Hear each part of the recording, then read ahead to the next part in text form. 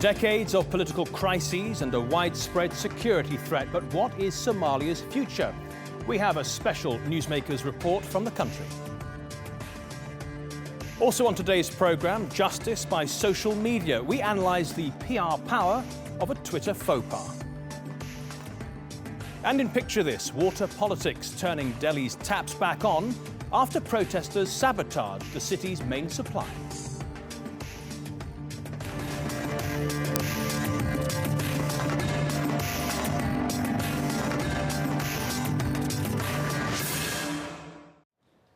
Hello and welcome to the Newsmakers with me, Matthew Moore. For decades, Somalia has been caught in a vicious cycle of political crises. Infighting, corruption and political dysfunction have paralysed the country's stability and development.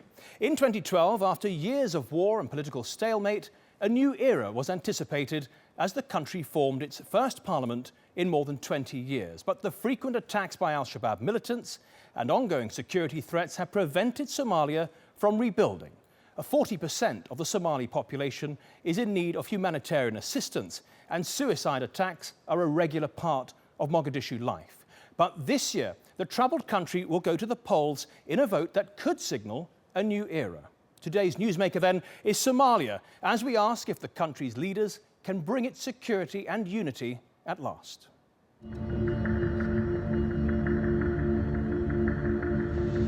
Traveling through central Mogadishu, the security situation is so tense, we have to be led by an armed convoy. It's too dangerous to film openly in the streets. The former British colony fell into anarchy when the military regime of President Siad Barre collapsed in 1991. Rival warlords tore the country apart along clan lines. Al-Shabaab emerged as a formidable force that terrorized the country. African Union forces have been trying to restore order for years. They've managed to push al-Shabaab out of much of Somalia. And in 2012, the country finally turned a corner. It formed its first parliament in more than 20 years, and it's preparing for new elections later this year. But here in the capital, it's clear that Somalia is far from stable.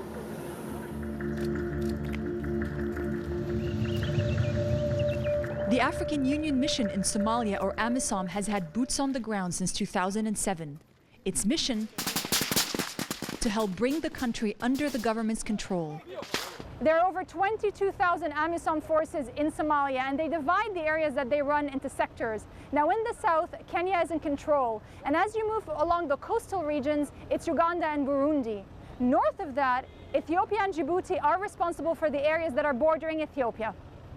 AMISOM has succeeded in pushing al-Shabaab out of large parts of Somalia, but its soldiers have become targets of the militant group. 2 days after we filmed outside their headquarters in Mogadishu, al-Shabaab bombed the area. 2 AMISOM soldiers were injured. The African Union forces have been training the Somali army since 2012. The goal is for it to one day take over the country's security. But with an enemy as elusive and adaptable as al-Shabaab, it might be years before that day comes. If you pull out AMISOM forces, then they will be orphaned. And when you orphan them, they have no fighting capability. They have less numbers. They have no experience. And they'll just revert to the default setting of either running away or being bought over by al-Shabaab. As Somalia struggles to secure its own territory, it's also struggling to define its political geography and direction.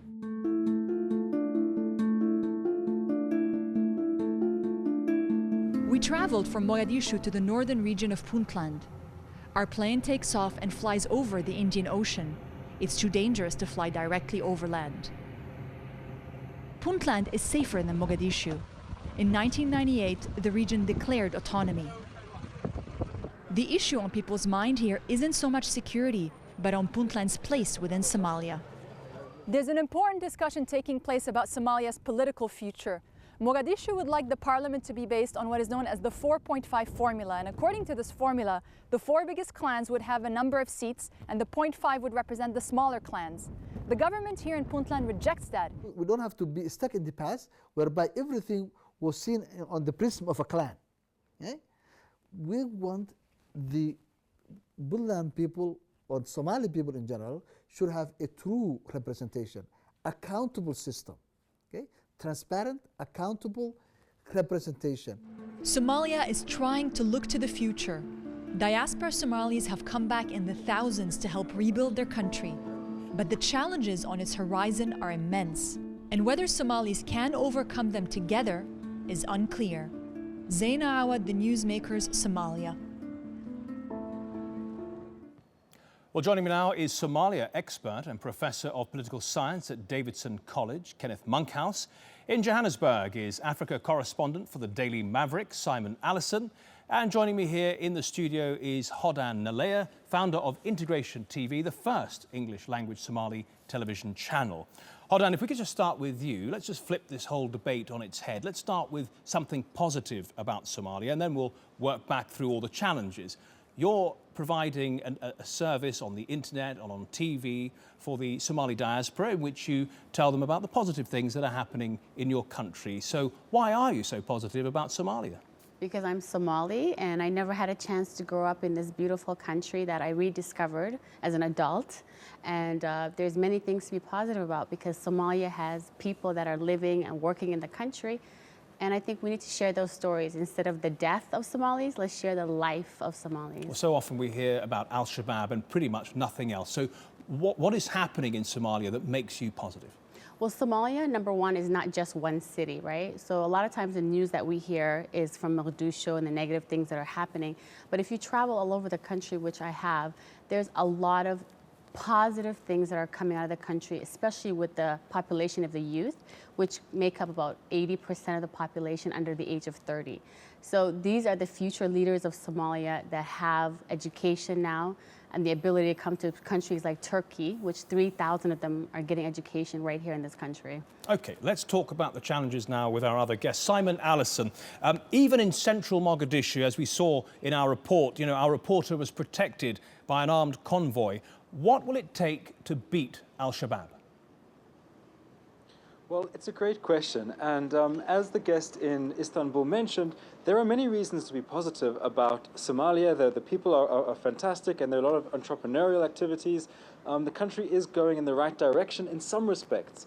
But of course, there are these huge security challenges, these huge political challenges, which are making that positive progress exceptionally difficult. And I think that making Somalia safe is probably the biggest challenge that the country faces. The question is, who is in a position to do that? At the moment, the people who are supposed to be making Somalia safe are the government and the African Union mission in Somalia, AMISOM. However, AMISOM in particular has been struck recently by a series of claims that it is targeting civilians in illegal strikes, that it is itself complicit in smuggling networks, working with elements of Al-Shabaab, and this just doesn't seem like a good recipe to get the country back on its feet. Kenneth Monkhouse, I see you nodding your head in agreement there. Which point would you like to come in on?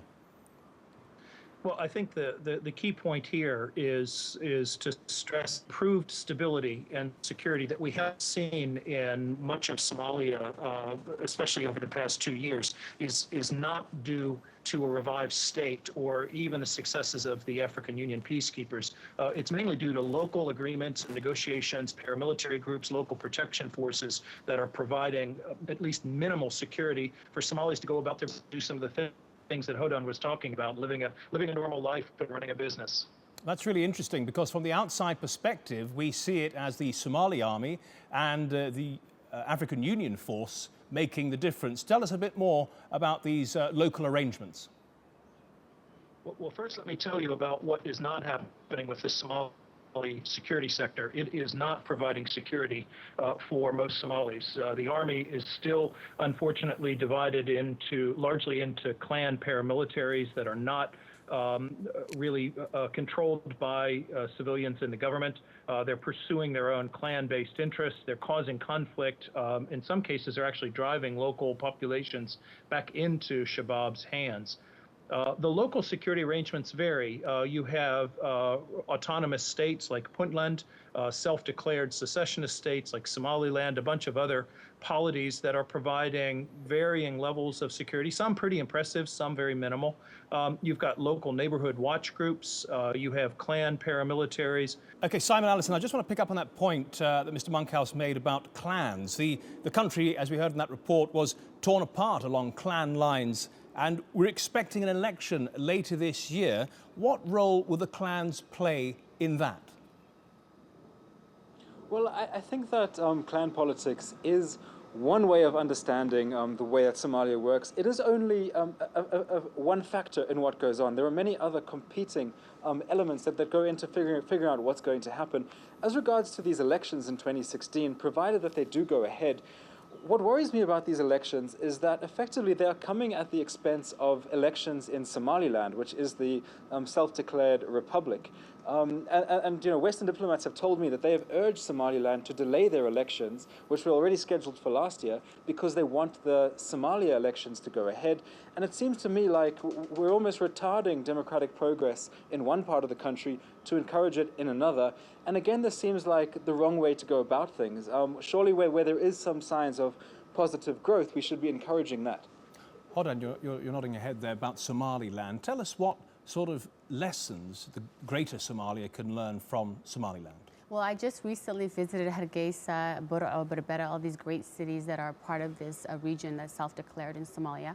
And one of the things I've seen is that development is the key for the country to move forward. And this area has done a great job for the past 20 years of investing in their own areas and helping build those cities. And I think that's the big lesson we can learn, is that politics does not do good things for development. So Somalis need to focus on developing their country rather than the politics side of it. Okay. Now, Simon Allison, just to go back to you for a moment, I know that you're concerned, as is Mr. Monkhouse, about external international actors interfering in Somalia's internal politics for their own benefit. Just tell us a bit more about that. Well, there is a long history of foreign forces getting involved in Somalia, you know, all the way to Black Hawk Down, to the Ethiopian invasion, to the unilateral Kenyan invasion of a few years ago, which, of course, the Kenyans were then integrated into the African Union mission. Now, these foreign interventions, although often cloaked in the guise of helping Somalia, have often had the opposite impact. And I think the best example recently of where things are going badly wrong is a report released last year in Nairobi detailing how the Kenyan army, the Kenyan contingents of AMISOM in Somalia, how they are colluding with local Al-Shabaab elements in a charcoal and sugar smuggling ring to get these illegal goods into Kenya and then to get charcoal out of Somalia, making huge amounts of money in the progress. And of course, while they're doing this, working with Al-Shabaab, they're certainly not fighting Al-Shabaab or pushing Al-Shabaab back. They're not really and yet there, Kenya has for suffered the a great citizens of deal Somalia. because of Al-Shabaab. Is this not a case of local soldiers acting in a corrupt fashion rather than Kenya's approach generally?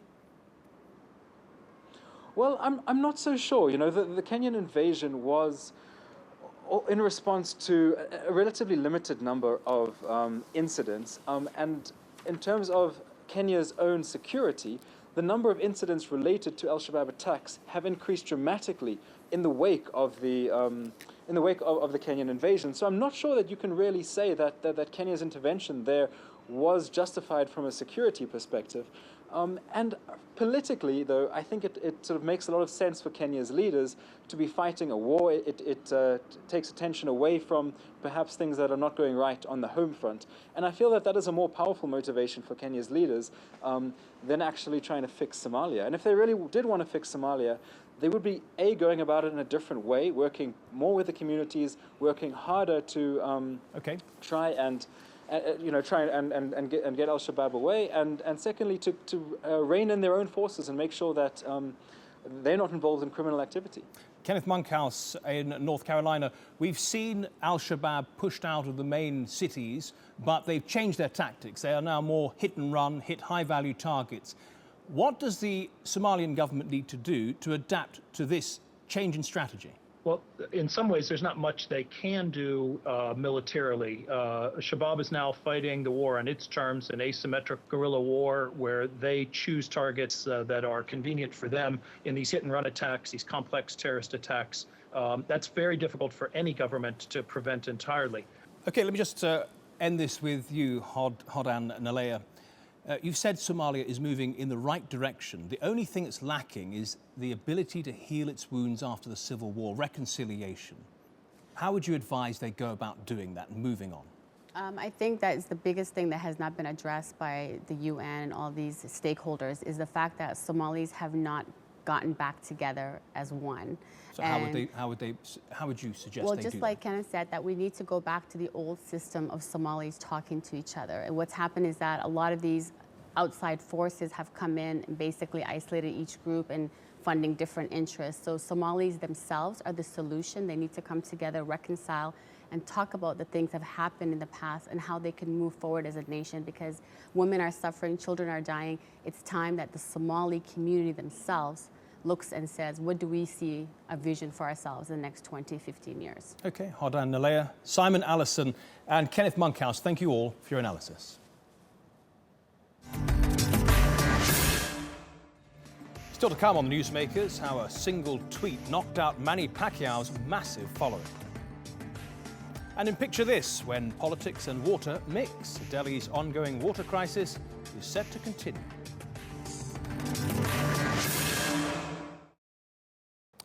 Social media has brought about the rise of countless careers, from celebrities to sportsmen. A digital presence has catapulted many to fame. But what happens when it backfires? Philippine boxing world champion Manny Pacquiao is the latest public figure to know how that feels. After making homophobic comments on Twitter and Instagram, the kickback against the congressman has already seen him lose millions of social media followers and millions of dollars in sponsorship. The Newsmakers' Gracie Jerome takes a look at the power of social media justice.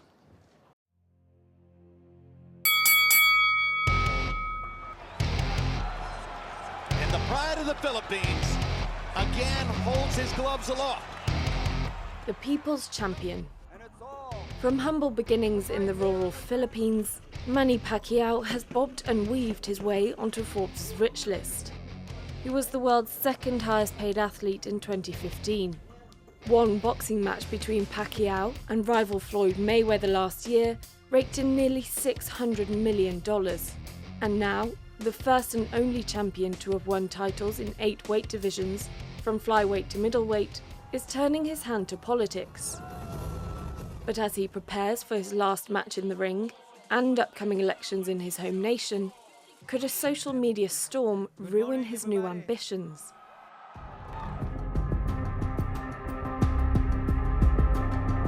Pacquiao drew the attention of the global community when he said gay people were worse than animals.